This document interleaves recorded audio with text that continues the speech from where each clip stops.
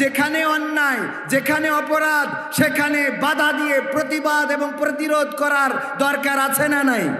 Member হয়েছে বলেই রাস্তাঘাটের টাকা আসবে, ওইটা মেরি খাবে আর পাকা রাস্তা তুলে সলিং বানাই দেবে, এটা আমরা মানতে পারি? কথা কয় না। কথা কইলে কিছু গায়ে লাগতেই পারে, আমার কিছু করার নেই। গত পরশুদিন কুমিল্লাতে আলোচনার সময় বললাম আল্লাহ রাব্বুল আলামিন সূরা তাহা 20 নম্বর সূরার 55 নম্বর আয়াতে বলেছেন মিনহা খলাকনাকুম, সবাই পড়েন, মিনহা খলাকনাকুম ওয়া ফিহা নুঈদুকুম ওয়া মিনহা নুখরিজুকুম তারাতান উখরা। আমরা পড়ি না? কখন পড়ি?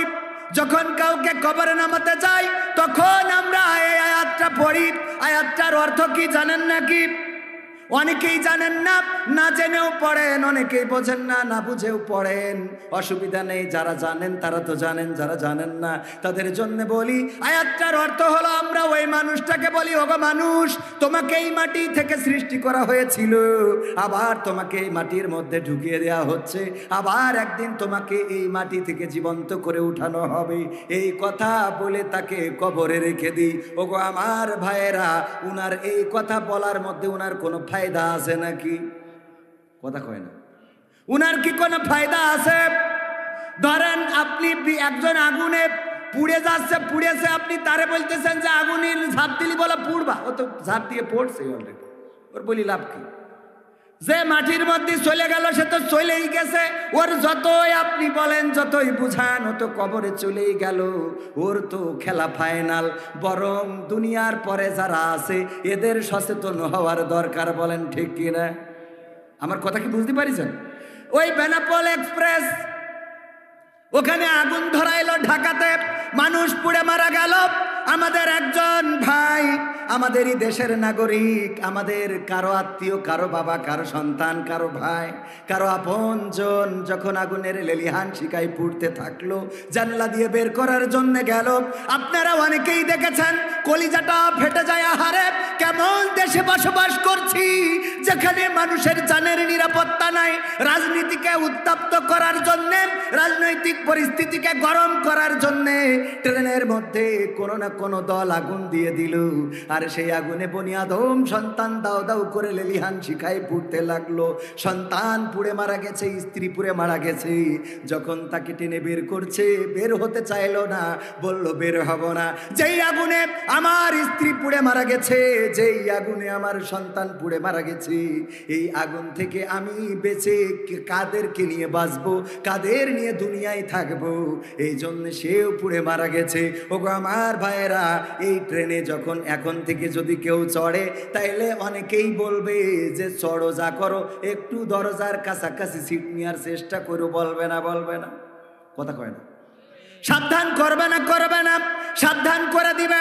কারণ যে পুড়ে মারা গেছো তো গেছেই, ও মারা যাওয়ার পরে যেই যদি বলেন যে ট্রেনে জানলার কাছে বসবা, ও কি পারবে? কথা কয় না। ও তো আর পারবে না, কারণ ওর তো খেলা শেষ, চলে গেল জীবনের তরে, রাজনীতির বলির শিকার হলো।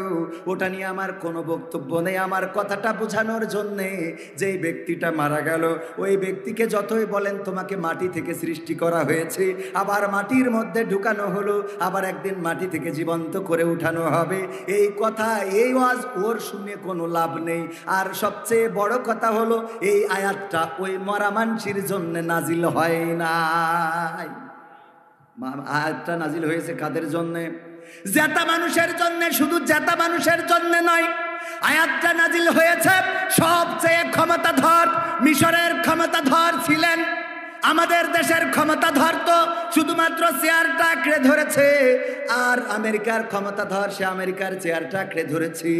ওই পুতিন রাশিয়ার চেয়ারটা আঁকড়ে ধরেছে, জেলেনস্কি ইউক্রেনের চেয়ারটা আঁকড়ে ধরেছে, অং সান সুচি আঁকড়ে ধরেছিল মায়ানমারের চেয়ার, আর আব্দুল ফাত্তাহ আল সিসি সে আঁকড়ে ধরেছে মিশরের চেয়ার। এমনি ভাবে এক একটা রাষ্ট্রপ্রধান এক একটা চেয়ার আঁকড়ে ধরে, কিন্তু ফেরাউন শুধুমাত্র মিশরের চেয়ারটা আঁকড়ে ধরে নাই, বরং সে আল্লাহর চেয়ারটাও টান দিয়ে নামানোর চেষ্টা করেছে। বলেন ঠিক কি না?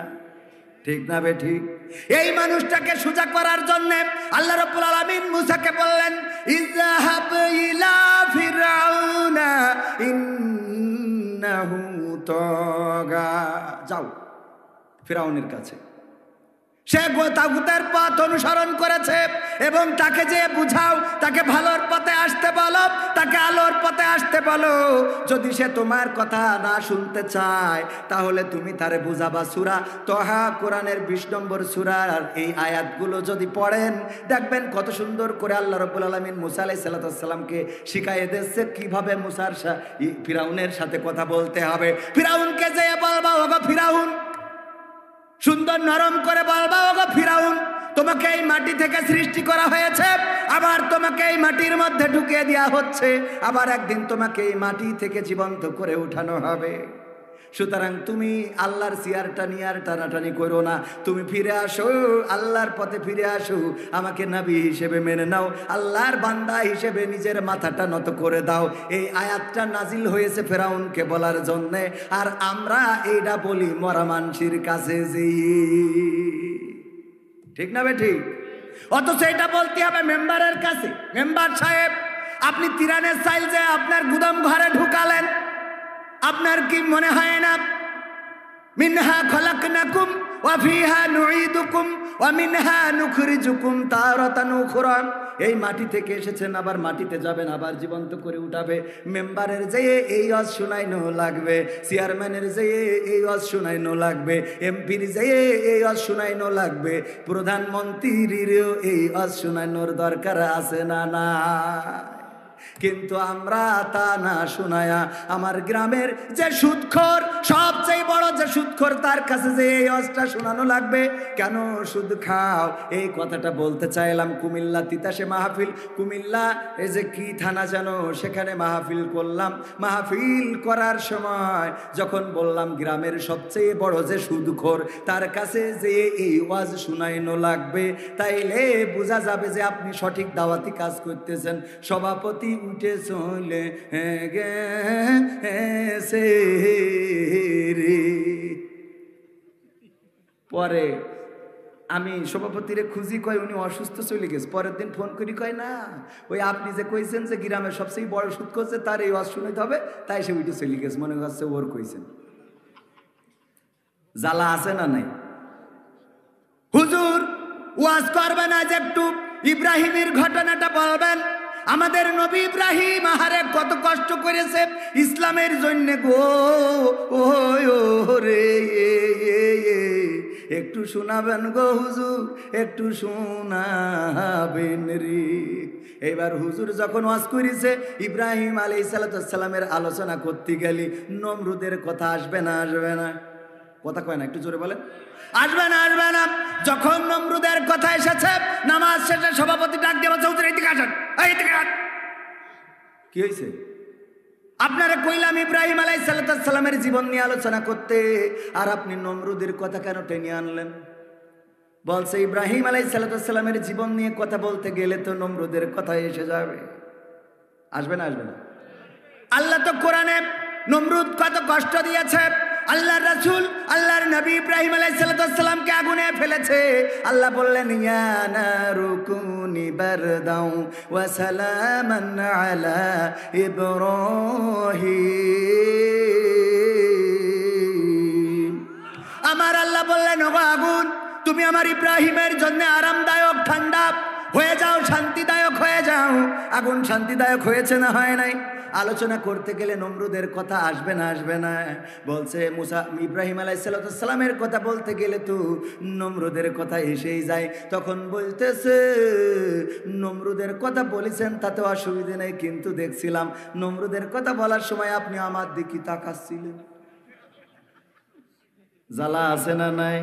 সময়টা তো বড্ড খারাপ, আপনি তো ভাই সব জানেন। বুঝে শুনে কথা বলে ওয়াজের রীতি টানেন, উস্কানি ফুস্কানি মূলক বলবেন না কোনো কথা। এই মঞ্চে রাজনীতি ভাই করবেন না অযথা।